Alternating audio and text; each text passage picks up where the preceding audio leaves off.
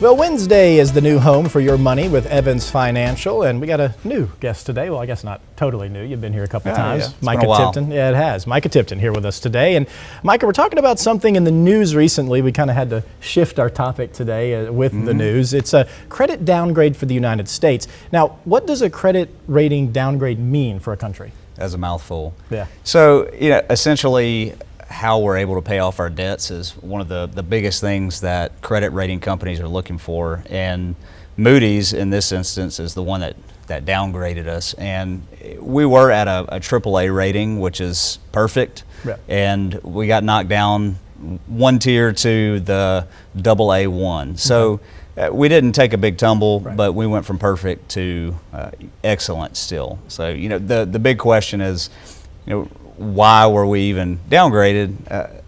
Most people understand where our national debt is right now, over $36 trillion.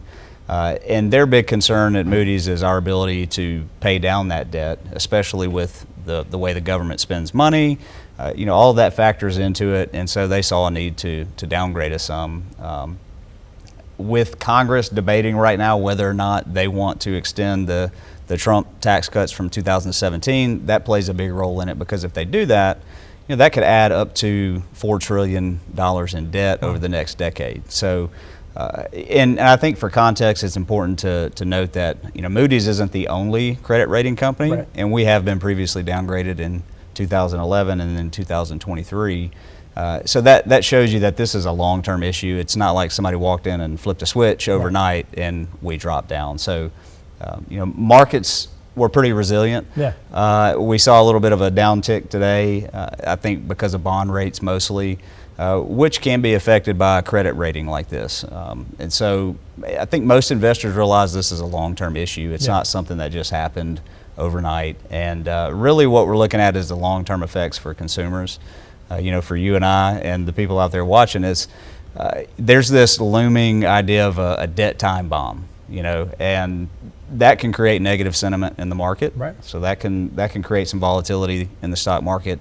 Again, it's a long-term issue that people are worried about. But when it comes to interest rates, if the government's paying more on their debt, that certainly means that can trickle down to us, and we're paying higher interest rates. Right. And if the dollar weakens, then that could mean that our prices are going to be going up a little bit. So it's kind of a long-term thing. People should keep their ear to the ground, right, and just stay up to date with what's going on with these things. And maybe it'll cause a little bit of positive momentum for the government to see this happen. So well, that would be nice. And you mentioned keeping your ear to the ground. It is a long-term thing. Would you advise avoiding any quick reactionary moves here? Yeah, I think knee-jerk reactions in the market are always probably a bad idea, at least for everyday investors, for sure, because emotions can really pay a toll on your portfolio if you're not sticking to a strategy. So yeah, definitely no knee-jerk reactions with this one. All right, well, good to know.